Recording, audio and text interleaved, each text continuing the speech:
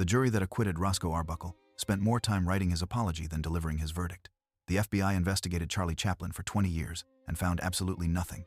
And the woman who made Academy Award history passed away nearly penniless. And tonight, we are opening the sealed files that prove these were not tragedies, but crimes, and naming every single person responsible. Olivia de Havilland. She took on a studio and changed Hollywood forever. Picture Olivia de Havilland in the winter of 1944, not on a Hollywood soundstage, but in a military hospital ward in the South Pacific, moving from bed to bed among wounded soldiers, running a fever of nearly 103 degrees from viral pneumonia contracted during the tour. She had promised she would be there, and she was there. Back in California, the Court of Appeal was deliberating on whether she would ever be free to choose her own career again. She did not know the outcome yet. She kept going from bed to bed. That was the woman Warner Brothers had spent years calling a troublemaker, and she still did not know whether they had succeeded. In 1939, she had stood before audiences worldwide as Melanie Wilkes in Gone with the Wind, gentle, radiant, and so completely beloved that her Best Supporting Actress nomination felt almost inevitable. She was 23 years old and already caught in a legal trap the studio intended to enforce for the rest of her professional life. Warner Brothers had built their standard contract with a specific mechanism, the suspension clause. If an actress refused a role, she was suspended without pay. Those weeks did not count toward her contract term. They were added to the end. Every refusal meant more time owed. An actress who declined too many roles could theoretically remain under contract indefinitely. By 1942, de Havilland had received 2 Academy Award nominations, both for films made at other studios when Warner's loaned her out. When she sought more substantial roles, they suspended her. Those weeks were added to her contract. By the time she engaged a lawyer, she had served 7 years by the calendar. But by Warner's accounting, she owed them considerably more. Warner Brothers calculated she owed an additional 6 months of service time spent ill, time spent refusing roles, time the studio had simply decided did not count. Jack Warner privately told colleagues he expected her to give up and comply. She did not. She hired entertainment attorney Martin Gang, one of the few lawyers in Hollywood willing to take on a studio directly, and together, they built a case Warner Brothers had not anticipated and could not stop. What Warner Brothers did not know was that de Havilland had been quietly preparing for longer than anyone realized. She had first sought legal advice as early as 1942 and spent 2 years gathering documentation before filing suit. When Variety declared her a free agent and the industry absorbed the implications of the ruling, colleagues who had stayed silent for years began contacting her privately. James Stewart, Humphrey Bogart, actors who had watched from the sidelines of their own contracts and said nothing. They said something now. There is a detail from those weeks that has never fully entered the public record. While the court was deliberating, Warner Brothers attempted to place stories in the trade press, suggesting that de Havilland's lawsuit was motivated not by principle, but by personal bitterness, that she was a difficult woman who had simply run out of patience with reasonable, professional arrangements. The industry read those stories. Some believed them. De Havilland read them too, from a military hospital ward on the other side of the world, and kept going from bed to bed. Warner fed the press a narrative of a spoiled, ungrateful star biting the hand that made her famous. Meanwhile, he went further, attempting to bar her from the military tours she was undertaking abroad. De Havilland sued. On December 8, 1944, the Court of Appeal ruled in her favor, unanimously. The trial judge had already declared the studio's contract a form of peonage, illegal servitude, and the appellate court agreed. Variety ran the headline in 3-inch type, De Havilland, free agent. The ruling that bears her name liberated every actor in Hollywood and stands as California law to this day. She went on to win 2 Academy Awards and lived to 104. Every performer who has ever walked away from an unjust contract has walked through a door she opened from a hospital ward in the South Pacific, running a fever, keeping her promises. De Havilland fought the system in a courtroom and walked away free. The next name on our list was not so fortunate. He was found innocent too, but by then, the damage had already been done permanently. Roscoe "Fatty" Arbuckle. The jury spent more time on his apology than his verdict. In the summer of 1921, Roscoe Arbuckle was the most beloved comedian in America. Paramount had paid him $3 million over 3 years. Audiences had never seen anyone quite like him. A man of considerable size who moved with the lightness of a dancer, whose physical comedy was so precisely inventive that contemporaries, including Charlie Chaplin and Buster Keaton, spoke of him with genuine admiration. He was 34 years old and at the absolute peak of everything he had worked for. On Labor Day, Arbuckle traveled to San Francisco for a 3-day celebration at the Street Francis Hotel. On the 3rd day, a young actress named Virginia Rappe fell gravely ill. 4 days later, she passed away from peritonitis caused by a ruptured bladder. A woman at the party named Maud Delmont went to the police, claiming Arbuckle had physically harmed Rapp and caused her internal injuries. What followed was one of the most consequential miscarriages of justice in American history, driven not by evidence, but by newspaper circulation. William Randolph Hearst's papers printed lurid headlines before a single fact had been established in court. They needed the story to be true. And so they made it true, edition by edition, until the fiction was more real to millions of Americans than anything a courtroom could later correct. His films were pulled from theaters before his first trial began. The district attorney, Matthew Brady, was planning to run for governor of California. His lead witness, Maud Delmont, had a criminal record he knew about. He chose not to put her on the stand, rather than risk the jury hearing who she actually was. He prosecuted Arbuckle 3 times on testimony he knew had been compromised, before a public already told what to believe by papers that had sold more copies during the trial than at any point since the sinking of the Lusitania. He was tried 3 times over 8 months at a cost of $700,000. Nearly all jurors in the first and second trials voted to acquit. Witnesses were demonstrated to have been coerced. The third jury deliberated for 6 minutes. 5 of those minutes were spent composing a formal written apology, one of the only such documents in American jurisprudence. The foreman read it aloud. There was not the slightest proof adduced to connect him in any way with the commission of a crime. Roscoe Arbuckle was entirely innocent and free from all blame. 6 days later, Will Hays banned him from the screen anyway. He directed under a false name, William B. Goodrich, for years, making films audiences watched without knowing who had made them. Buster Keaton signed an agreement giving Arbuckle 35% of all future profits from his production company, simply to ease his friend's financial situation. Keaton could not give him back his name. He gave him what he could. There is a photograph from those years that tells the entire story. Arbuckle sits in a director's chair, hat pulled low, looking at nothing in particular. Louise Brooks, who worked with him during this period, described being directed by him. He made no attempt to direct the picture. He just sat in his director's chair, like a man who had lost everything. He had been very nicely and sweetly gone ever since the scandal that ended his career. The most beloved comedian in America had become, in Brooks's words, sweetly gone. And still, he kept showing up. In 1933, Arbuckle signed a genuine comeback contract with Warner Brothers. He passed away from a cardiac episode that same night in his sleep. He was 46 years old. The jury's words had changed nothing. There is one more thing worth knowing about that night in 1933. The Warner Brothers contract Arbuckle signed the genuine comeback. The one that was supposed to finally restore what the jury had tried to give him back was for a series of short comedies. The first one had already been filmed. It was called In the Dough. It was the first time in more than a decade that his name appeared above the title on a legitimate studio production. He never knew it had been released. He passed away before the prints were distributed. Arbuckle was professionally destroyed in the newspapers. Our next star was professionally destroyed by a single powerful man who used a contract as a weapon and his own position as a cage. The star the birds made famous, and what Hitchcock did next. In October of 1961, a model named Natalie K. Hedren received a call asking if she was the woman in a national television commercial for a soft drink.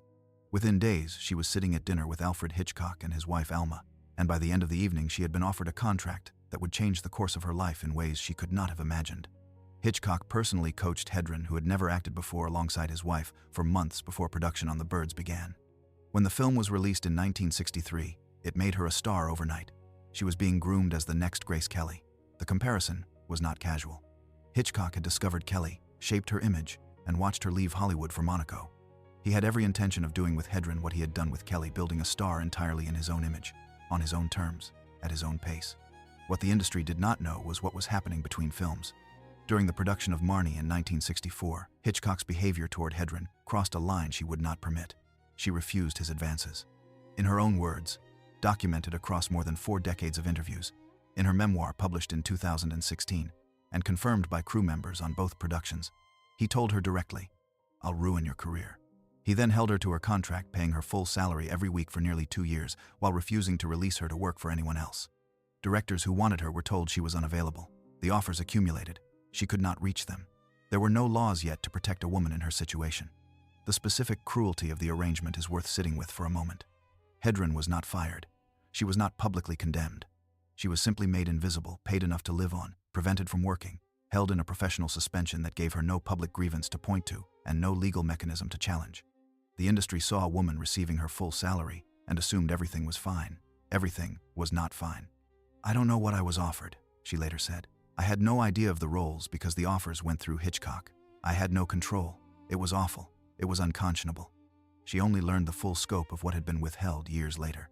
One project in particular, a major studio production that went on to make its eventual star a household name, had been offered to Hedren before Hitchcock declined on her behalf. She never knew about it until the film had already been made, and she had no recourse of any kind. By the time her contract expired, the momentum the Birds had generated was gone. The window that opens briefly for every new star, the 18 months when the industry is watching and the offers are real, and the trajectory is still unwritten, had closed while she was sitting in a contractual arrangement. She could not escape. Hitchcock passed away in 1980 without ever publicly addressing what he had done. Hedren has spoken about it with complete consistency for more than 4 decades, the same account, the same details, confirmed by the same crew members. She said, in one of the most quietly devastating sentences in Hollywood history, "He ruined my career, but he didn't ruin my life." She has been asked about that sentence many times over the years. She has said she made a deliberate choice not to be defined by what was done to her. The wildlife sanctuary, the advocacy work, the life she built, not consolation. The point. He had tried to reduce her to a contract. She declined to be reduced. What that choice actually required is something the sentence itself does not fully convey. She raised her daughter Melanie, who would go on to become a celebrated actress in her own right, largely alone, without the career earnings her talent should have generated, without the industry connections that a freely developing career would have produced. She built the Shambhala Preserve for big cats in the mountains north of Los Angeles, funding it through whatever work she could find, maintaining it for decades through sheer determination. She became an advocate for big cat welfare at a time when the entertainment industry she had come from offered her very little in return for her effort. The life she built was not a consolation prize. It was a construction deliberate, painstaking, and entirely her own. He ruined her career. He did not ruin her life. The distinction cost her everything professionally and cost him nothing at all. Hedren was professionally destroyed by a contract wielded as a weapon. Our next star was professionally destroyed by a pamphlet, 3 pages of names, no evidence, no trial, no appeal that erased an Oscar in an afternoon. But before that pamphlet arrived, the studio had spent years building the mechanism that would make her removal effortless. Kay Francis, the star, Warner Brothers, decided to humiliate in public. From 1930 to 1936, Kay Francis was the most powerful female star at Warner Brothers and one of the highest-paid actresses in Hollywood. She appeared on more movie magazine covers than any woman alive except Shirley Temple. She earned $4,000 a week, when that figure represented more than most Americans earned in a year. Then she asked for better scripts. What Warner Brothers did in response was so extreme and so deliberately public that Betty Davis, who directly benefited by receiving roles promised to Francis, later said, "Jack Warner was despicable to Miss Francis. I felt awfully sorry for her, and it certainly scared every actress in town." The studio issued a public press release announcing her demotion to B Pictures. Demotions happened in Hollywood, but quietly. What Warner did was announce it in the trade press as institutional punishment, designed to humiliate her in front of the entire industry. And then Warner Brothers went further. The studio leaked that Francis had been born in 1899 rather than 1905, making her appear 7 years older. The most personally vindictive act came in the scripts themselves. Her writers were instructed to load her dialogue with lines constructed to highlight her slight lisp, the same characteristic her audiences had embraced for 6 consecutive years. Scripts arrived written to expose a vulnerability no one had previously found relevant. Her name was removed from lobby posters for films she was starring in. She wrote in her diary that she would scrub floors before she quit. Her entries document arriving on sets where her dressing room had been downgraded, working with directors assigned as institutional contempt, watching her billing shrink on productions she was carrying almost single-handedly. In one entry, she described sitting in a theater watching one of her own films and seeing another actress's name where hers should have been. She sat very still until the lights came up. Then she went home and wrote about scrubbing floors. The independent theater owners listed her alongside Katharine Hepburn, Greta Garbo, and Fred Astaire as box office poison. No other studio would offer her a contract. When the United States entered the Second World War, Francis organized one of the first overseas entertainment tours for military personnel in England and North Africa before the USO had even been formally established. She arranged everything herself and went. The studio that had removed her name from her own films had no part in it. Jack Warner was despicable to Kay Francis. The studio wrote scripts to mock the way she spoke, and it scared every actress in town, which was precisely the point. Francis was professionally destroyed openly, in public, by the studio that owned her. Our next star was professionally destroyed by a pamphlet that erased what the Academy had celebrated. In a single afternoon, Judy Holliday, she played dumb to save her career. It almost wasn't enough. On the night of March 29, 1950, Judy Holliday accepted the Oscar for Best Actress for Born Yesterday. She had beaten Betty Davis, Anne Baxter, and Gloria Swanson in Sunset Boulevard, one of the most astonishing upsets in the history of the ceremony. Within months, Her name appeared in red channels, the publication listing suspected communist sympathizers that functioned as a blacklist instruction manual for networks and sponsors. The evidence: she had signed several progressive petitions and attended gatherings that included people with left-wing views. In 1952, the Senate Internal Security Subcommittee called her to testify. What the senators did not know was that she had a tested IQ of 172. She walked into that Senate hearing room and delivered the greatest unrewarded performance of her career. She played confused, she played naive, she stumbled over answers and expressed gentle bafflement at questions designed to trap her. When a senator pressed her on her associations, she said, "I don't say anything political. I just try to be for anything that might be a good thing. I wouldn't want anyone to be hurt or in trouble." The senators had prepared for resistance. They had not prepared for this. She named no one, professionally harmed no colleague, and walked out with her freedom intact and her conscience completely clear. But the blacklist had already done its damage. Television work that had been available was now gone. The years that followed required patient effort to rebuild what a single afternoon had damaged. What the senators never discovered was that Holliday had prepared for the hearing with the same meticulous care she brought to every performance. She had studied transcripts of previous testimonies and knew exactly which questions were designed to produce incriminating answers. The IQ of 172 had done its work so thoroughly that the committee reported finding nothing suspicious. She had outmaneuvered the United States Senate, and they had thanked her for her time. She was never a communist, never attended a party meeting, and never done anything more subversive than sign her name to causes she believed were decent. The most brilliant mind in the room found a way through without breaking a single promise to anyone she knew. Holliday outmaneuvered the committee with her mind. Our next star faced a different kind of public condemnation, not for her politics but for her private life, by a government official who had the floor of the United States Senate and used every inch of it. Ingrid Bergman, condemned by a senator, vindicated by an Oscar.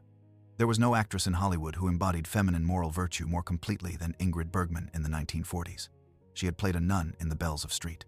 Mary's in The Noble Ilsa in Casablanca, choosing duty over love in the most celebrated act of self-sacrifice in American cinema.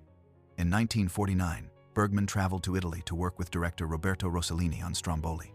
They fell in love. She was married. She became pregnant. The news reached American newspapers before she could manage how it was disclosed, and the reaction was immediate and without mercy.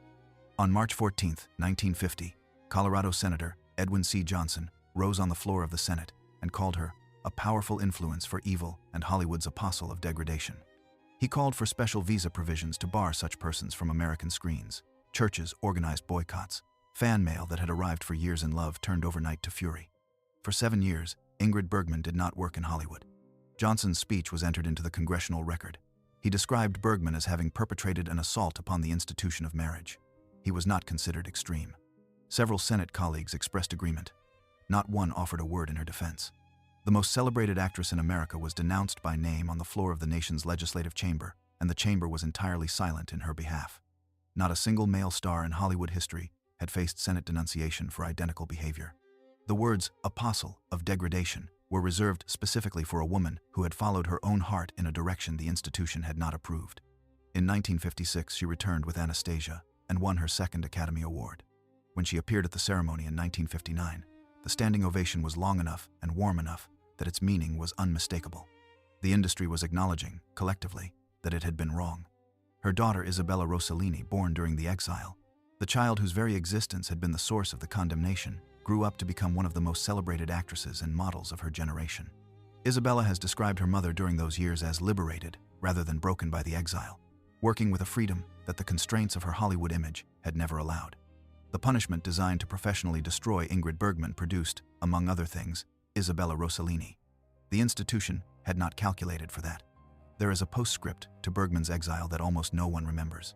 In 1958, 2 years after her return with Anastasia, while the industry was still in the process of deciding whether to fully forgive her, she won the Cannes Film Festival Award for Best Actress for Elena and Her Men. The film had been directed by Jean Renoir. The jury gave her the award without qualification or caveat. Europe had never needed to forgive her because Europe had never condemned her. The exile that was designed to end her career had taken her somewhere the punishment could not follow. She chose authentic life over manufactured virtue, and an institution devoted to manufacturing images could not forgive her for it. 7 years later, holding her second Oscar, she had outlasted the institution's memory of its own cruelty. If you have been watching from the beginning and you have not yet subscribed to Golden Age Files, this is the moment. Every week we search for the stories the studios tried to bury. The verdict's history got completely wrong, and the human beings who deserved better than what the systems around them were willing to give. Subscribe now, and you will not miss a single one. Bergman was publicly condemned for her personal choices. Our next star was condemned by an entire industry, not for what he did, but for what he made. And the man who led the campaign against him tried to purchase the film before anyone could see it, for the explicit purpose of destroying it. Orson Welles. They booed his name at the Oscars. In the summer of 1939, a 24-year-old Orson Welles arrived in Hollywood under the most extraordinary contract ever offered to a filmmaker: the right to write, produce, direct, and act in his own films, with final cut authority, unprecedented in studio history. The Saturday Evening Post reported that no other newcomer's arrival had ever caused so much indignation. The industry had decided to despise him before he made a single frame. 2 years later, he delivered Citizen Kane, a film critics would spend the next 80 years calling the greatest ever made. It was also an unmistakable portrait of William Randolph Hearst, the most powerful newspaper magnate in America. Hearst was not prepared to allow it to exist. He offered the major studios a cash payment to purchase the Citizen Kane negative and destroy it before release. Louis B. Mayer, the head of MGM, led the effort. They came very close to agreeing. Hearst's newspapers branded Welles a communist and questioned his military draft status.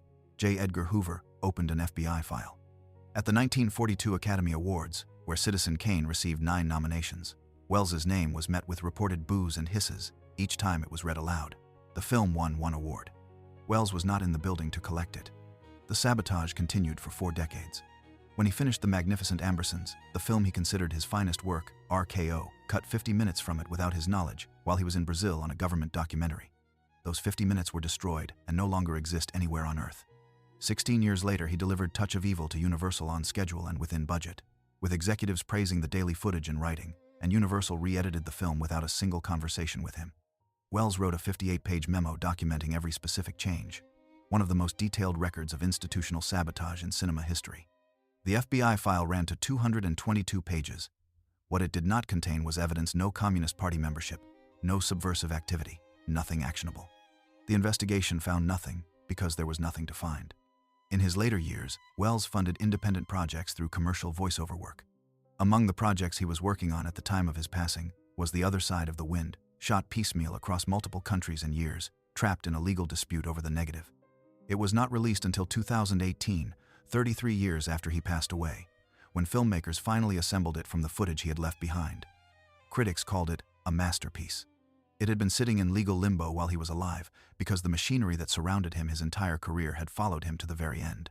From 1962 to 2012, Citizen Kane topped the Sight and Sound poll of the greatest films ever made. The man who made it spent his career being told he had squandered his gifts by people actively preventing him from realizing them. Peter Bogdanovich, who knew Welles in the final years of his life, said that what struck him most was not bitterness but energy. Welles was still generating ideas, still pursuing projects, still convinced the next film would finally get made. Bogdanovich called it both magnificent and heartbreaking, a man of that magnitude, still having to convince people to give him resources to work, decades after making what the entire world agreed was the greatest film ever produced. Welles passed away still fighting. Our next star was fighting the same war, but his weapon was a bathtub and a typewriter, and a refusal to accept that the government could erase a man whose words the entire country kept going to see.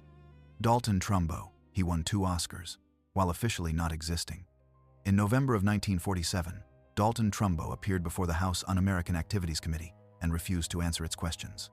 He was the highest-paid screenwriter in Hollywood, the man whose words had become Roman Holiday, Spartacus, Exodus, The Brave One, and dozens of other beloved films. He was sentenced to 11 months in a federal penitentiary for contempt of Congress. When he emerged, his name had been removed from every piece of work he had produced. He kept writing. He wrote in his bathtub, the only room in a crowded house where he could work without interruption, producing screenplays the industry could not stop purchasing. The work was simply better than what writers whose names could be spoken were producing.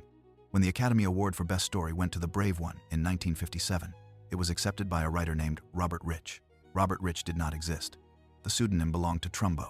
The Academy had given him an Oscar without knowing it. He had also written Roman Holiday, the film for which Audrey Hepburn won her first Academy Award in 1953. The credited writer was Ian McClellan Hunter, a colleague who agreed to serve as a front. The Writers Guild did not restore Trumbo's credit until 2011.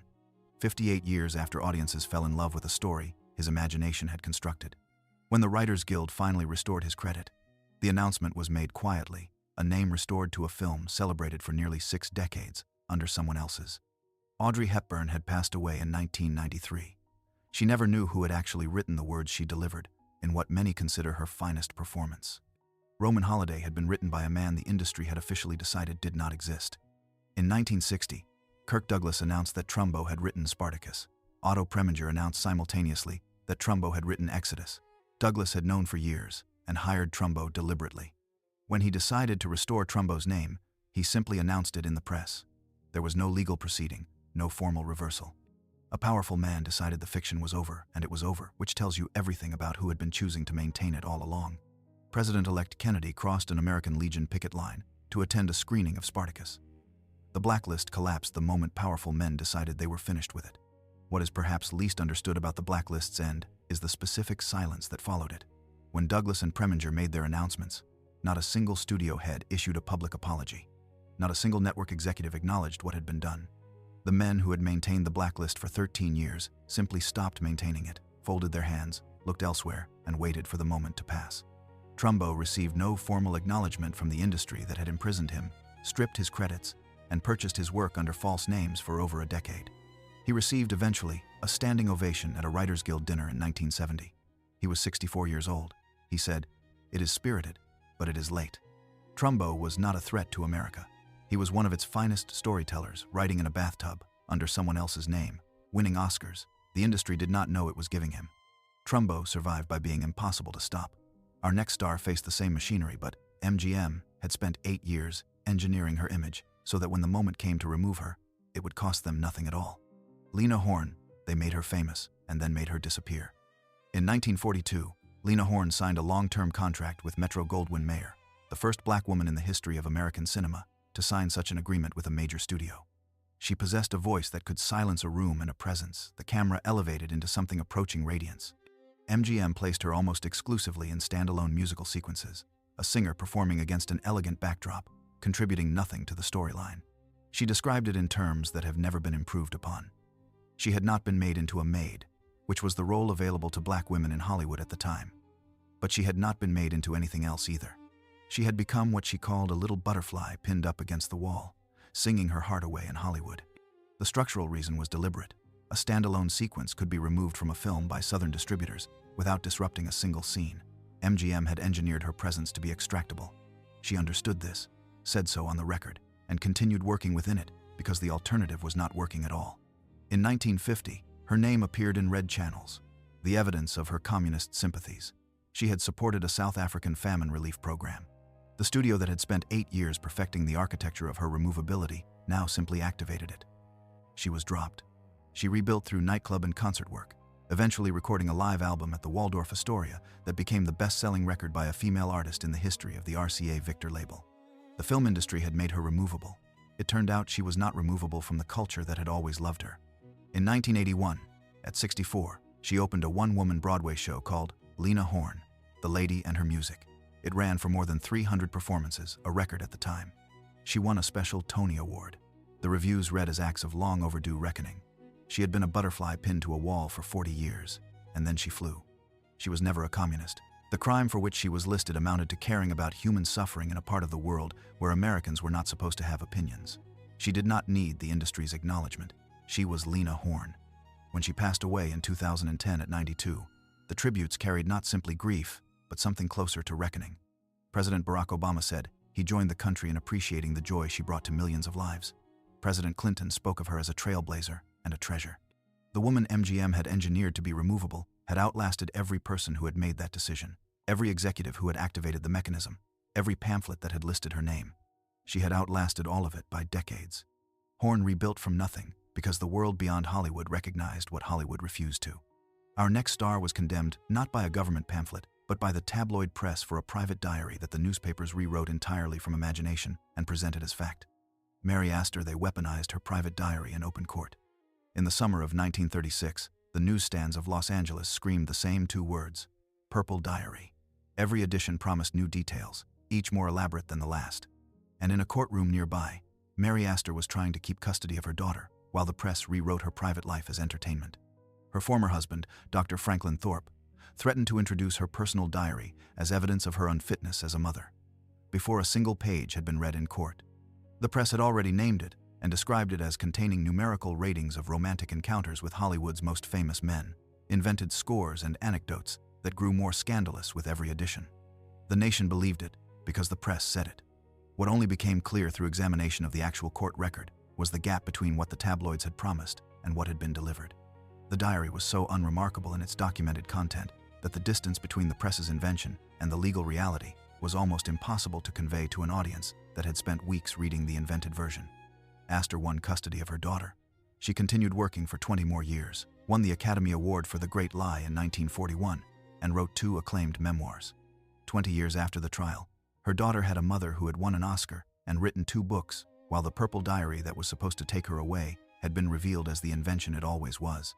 Rather than retreat, Astor channeled her experience into her writing. Her 1959 memoir, My Story, became a bestseller precisely because she told the truth about Hollywood, with a clarity the industry had spent decades suppressing. The woman the press had invented was a scandal. The woman who wrote that book was something considerably more formidable. The invented version still followed her. She had done nothing more than win a custody battle. The press gave her a reputation she never earned, and a story she could never fully escape. We would love to know which of these revelations has surprised you most. Leave us a comment below and tell us which Golden Age Hollywood story you want us to cover next. Your suggestions shape what we do here. Astor's private life was invented by journalists for profit. Our next star built something historic from her own dignity and discipline, and a government pamphlet arrived in 13 weeks to take it all away. Hazel Scott, the first black woman, with her own TV show. They canceled it in 13 weeks. In July of 1950, Hazel Scott walked onto a television stage in New York and took her place at a concert grand piano in front of national cameras. Dressed in evening clothes, she was about to perform classical music and jazz for a national audience as host and headliner. The Hazel Scott Show on the Dumont Network made her the first black performer in American history to host their own national television program. The show lasted 13 weeks. Scott had studied at the Juilliard School, spent years refusing to perform before segregated audiences, and insisted every venue treat her musicians with the same respect afforded their white counterparts. She was a classically trained pianist of rare command, and a woman of such formidable dignity that the entertainment industry had never quite known what category to put her in. She had built the show from that dignity. Her name appeared in red channels, the evidence. She had attended functions that included politically progressive individuals. In 1950, that was sufficient. When called before the House Un-American Activities Committee, Scott appeared and refused to be intimidated. She testified with composure, denounced no one, and performed no ritual of submission. What makes her story particularly striking is that she had spent her entire career refusing the terms the entertainment industry routinely imposed on black performers since the 1930s. Refusing segregated audiences, insisting on equal treatment. The Hazel Scott Show was the culmination of 2 decades of principled refusal, and when the committee came for her, she refused again. The consistency of her refusals across 30 years is not the story of a woman who made one courageous choice under pressure. It is the story of a woman for whom integrity was not a response to a crisis, but a way of living. The Dumont Network, faced with sponsor pressure it had no appetite to withstand, canceled The Hazel Scott Show. 13 weeks. The first national television program hosted by a black performer in American history lasted 13 weeks before the machinery of political persecution ended it. Scott moved to Paris, where she performed to sold-out audiences who had every investment in her extraordinary talent.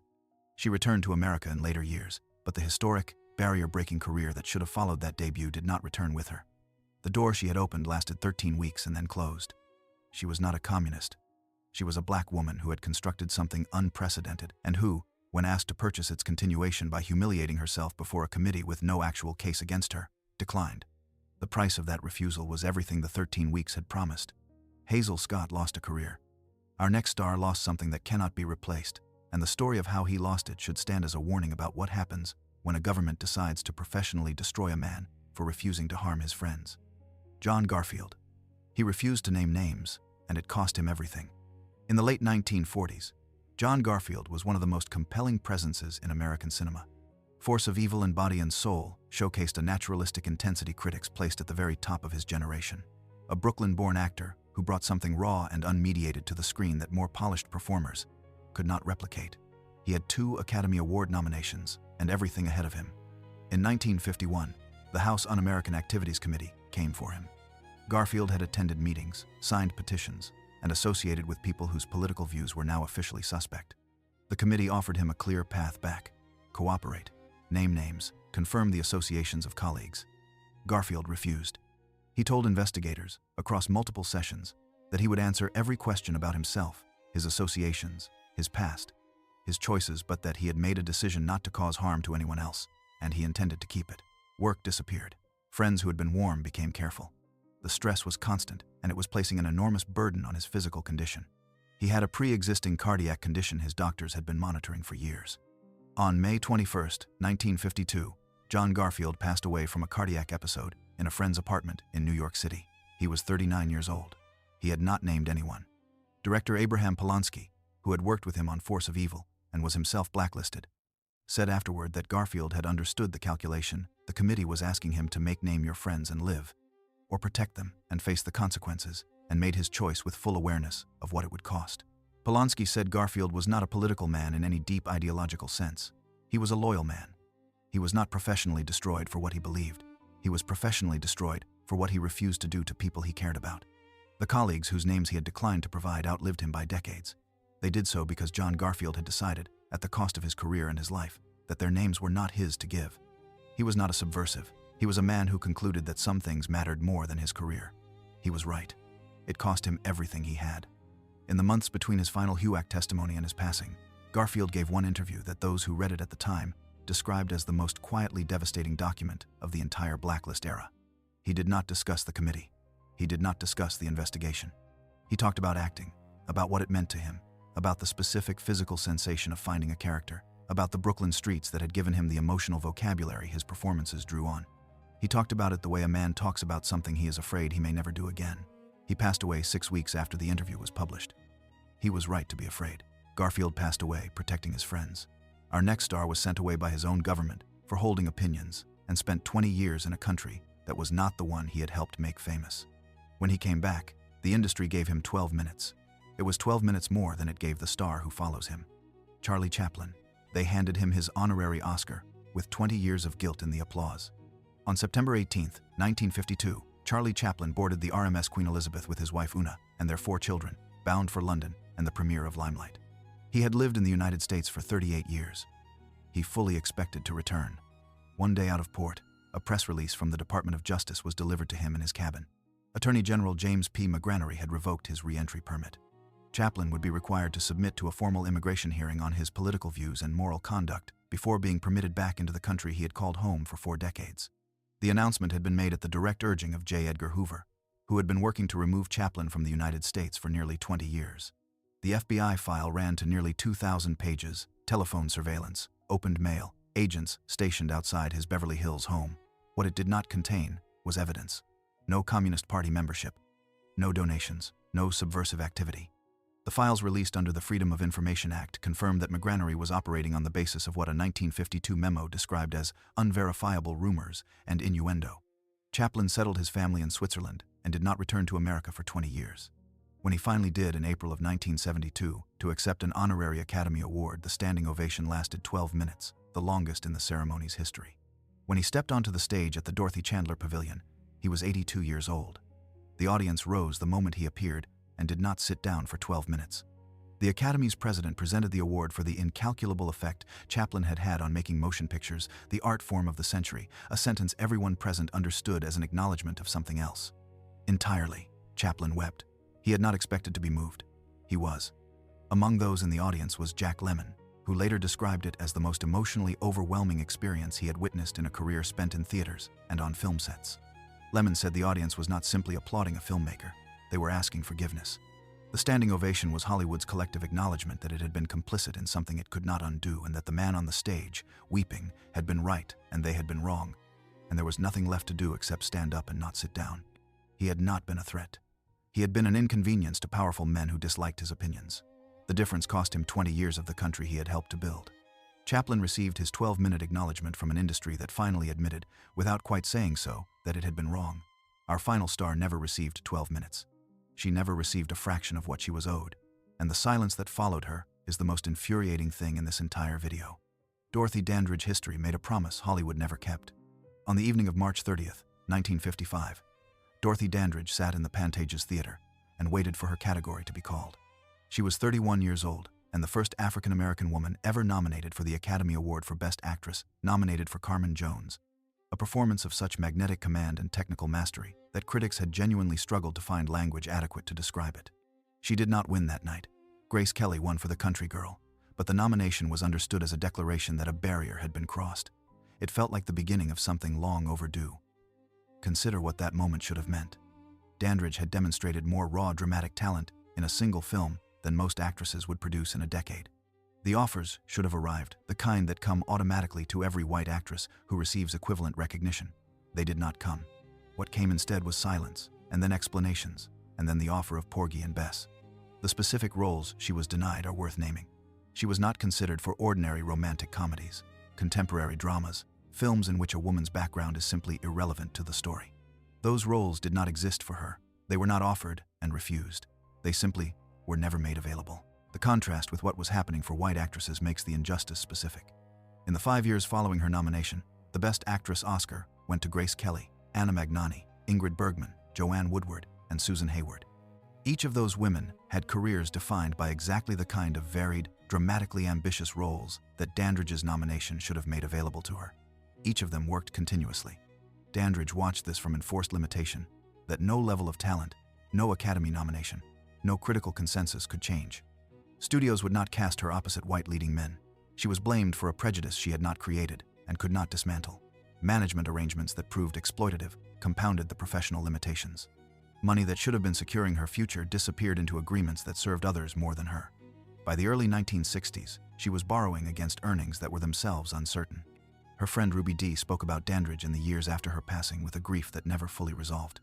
Dee said what haunted her was not the end of Dandridge's story, but the middle of it, the years between the nomination and her passing, when Dandridge was still working, still hoping, still arriving on sets and delivering performances everyone recognized as extraordinary, in films the industry had already decided would not be the ones to restore what the nomination had implied. Dee said, "She knew. She always knew. And she came anyway." What Dee did not say publicly until years later was what those sets were actually like, the specific texture of what Dandridge was navigating on a daily basis while delivering performances everyone present recognized as extraordinary. Dee described arriving on a production where Dandridge had been working for 3 weeks and finding her in her dressing room between takes, composed and professional, and utterly alone in a way that had nothing to do with the absence of other people. The crew admired her, the directors praised her, and at the end of every shooting day she went back to a career that the industry had quietly decided could go no further, carrying that knowledge with the same discipline she brought to every scene.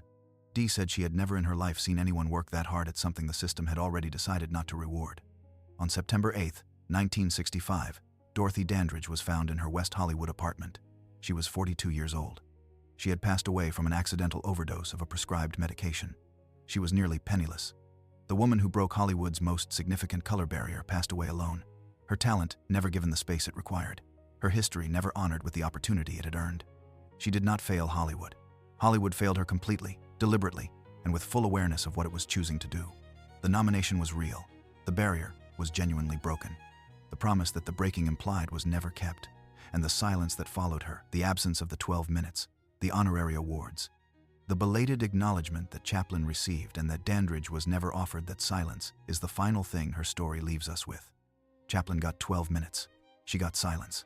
An industry that knew exactly what it had in Dorothy Dandridge chose, for reasons it was never required to explain, to let it go to waste. If this story has made you furious on her behalf, and it should please give this video a like and share it with someone who loves classic Hollywood. These stories deserve to be known, told accurately, and remembered. These 15 are only the beginning. Every week at Golden Age Files we go looking for more of them, the names history got wrong, the verdicts the studios never had to answer for, the human beings the industry celebrated in public and failed in private. This is where we start, not where we stop. This is Golden Age Files. We will see you next time.